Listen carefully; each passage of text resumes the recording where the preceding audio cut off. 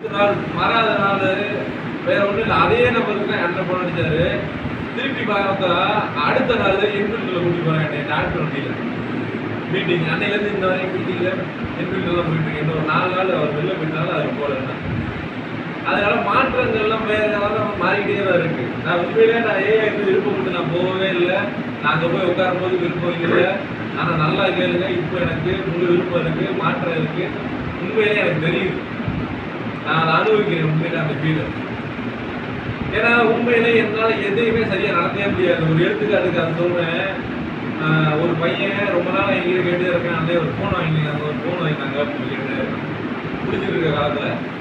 அப்போ நான் அப்போ தான் ரெட்மி 4A ஃபஸ்ட்டு வந்திருக்கு. அப்போ நான் சொல்கிறேன், தம்பி 6000 ரூபா ஃபோன் 8000 ரூபா ஃபோன் நான் சொல்கிறேன். எவ்வளோ பெரிய முட்டாளான ஒரு விஷயம் பண்ணுறேன்னு பாருங்க. 6000 ரூபா ஃபோன் 8000 சொல்லி அவன் நான் ஒரு வாரமாக கேட்டுக்கிட்டு இருக்கான். நானும் ஒவ்வொரு அப்ளிகேட் பண்ணி வாங்கி தரேன்டா அப்படின்னு சொல்லிட்டு எங்கே எதில் கிடைக்கல, திரும்பி தான் கிடைக்கும். பெரிய சப்டாலாம் கிடைக்கும் அந்த ஃபோன் முன்னாடி கிடைச்சிச்சு. அப்போ நான் என்ன பண்ணுறேன், சரி வாங்கி தரேன் அப்படின்னு சொல்லிட்டு 6000 ரூபா ஃபோன் 8000 ரூபா ஃபோன் சொல்கிறேன். சரி அப்படின்னு சொல்லிட்டு அவன் 8000 ரூபா தந்துட்டான். 8000 ரூபா தந்து போகிறதுக்கு பெட்ரோல், என் வண்டிக்கு பெட்ரோல் காசு, சாப்பாடு காசு எல்லாமே தரான், வாங்கிட்டு வாங்க அப்படின்னு. நான் போய் கடையில் ஃபோன்லாம் வாங்கிட்டேன். ஃபோன்லாம் வாங்கி அவர் பில்லுலாம் போட்டு வந்துட்டார் 6000. 2000 நான் ஆண்டே போட்டேன். அடுத்த நாள் போய் அவனுக்கு செல்லை கொடுத்துட்டேன். திருப்பி நான் ஊருக்குள்ள ஒரு இடத்துல போய் சரக்கு அடிச்சுட்டு இருக்கேன். அவன் ஃபோன் பண்ணுறான், ஏன்டா அப்படி பண்ண அப்படின்னு திருப்பி எனக்கு ஃபோன் பண்ணி கேட்குறான். என்னடா திருப்பி இப்படி திடீர்னு நான் ஃபோன் பண்ணி ஏன்டா அப்படின்னு கேட்குறான் அப்படின்றாங்க. இல்லை 6000 ரூபா ஃபோனை 8000 சொல்லி ஏமாத்தினீங்களா அப்படின்னு சொல்கிறான். நம்மளோட யாருக்குமே வரல. இப்போ அவனுக்கு 6000 ரூபா பண்ணி 8000 ரூபா இப்போ 8000 ரூபா பண்ணிருக்கான். 6000 இப்போ தெரியுது அப்படின்னு நான் என்ன பண்ணியிருக்கேன், அவன் பில்லு போட்டார்ல, அந்த பில்லு அவன் கவருக்குள்ளே வச்சு அடைஞ்சிருக்கேன் டப்பாக்குள்ள. பார்த்து எவ்வளோ பெரிய அறிவாளி வருது, ஏமாத்தணும்னு முடிவு பண்ணேன். ஆனால் எப்படி ஏமாத்திக்கணும் இல்லை, அந்த பில்லு அப்படியே மடித்து அழகா அந்த பாக்ஸில் செல்லுக்கு மேலே வச்சு க்ளோஸ் பண்ணி அவனை அப்படியே கொடுக்கணும். அவ்வளோ பெரிய முட்டாள். ஒரு விஷயத்தை கூட சரியாக யோசிக்கவே தெரியாது, யோசிக்க முடியாது. யோசிக்க ட்ரை பண்ணால் நம்மளே நினச்சிக்கிறது, நம்மளால் சரியாக யோசிக்க முடியாது, நம்ம எடுத்தால் சரியாக வராது. சரியாக எடுக்கிற முடிவும் நானே நினச்சிக்கிறது அது சரியாக வராது அப்படின்னு. ஆனால் நான் நினைக்கிறது சரியாக தான் நடப்பேன். ஆனால் என்ன நினச்சிக்கிறது, நம்ம நோய் நம்ம கோயில் எடுக்கிறது சரியாக இருக்காது அப்படின்னு நானே நினச்சிக்கிட்டு நல்லது நடந்தாலும் அப்படி இருக்குது.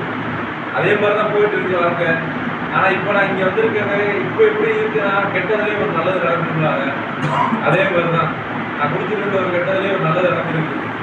உண்மையிலே நான் இந்த ரீசெண்டாக இப்போ கொடைக்கானல் போயிருந்தேன். உண்மையிலே திருநாள் நான் குடிக்காமலாம் இருந்ததில்லை.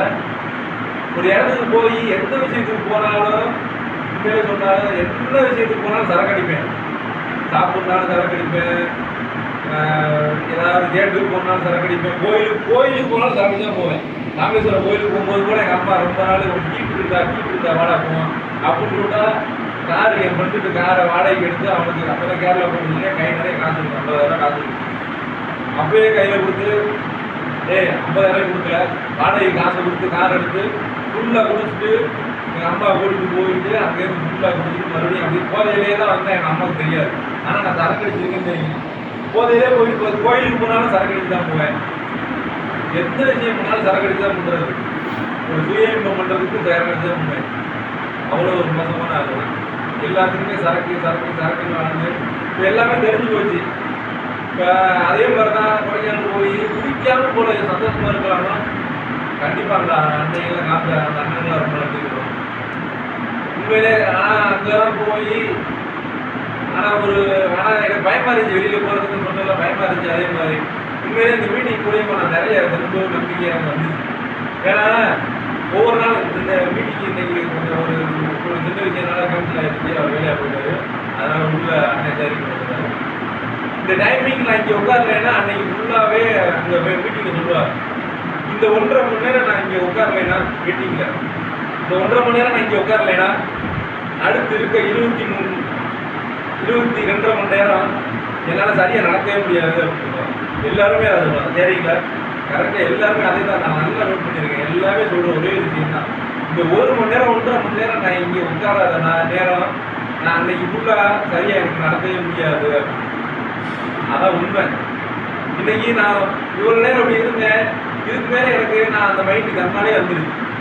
அந்த மீட்டிங் போகணும் உண்மையிலேயே அவர் அதை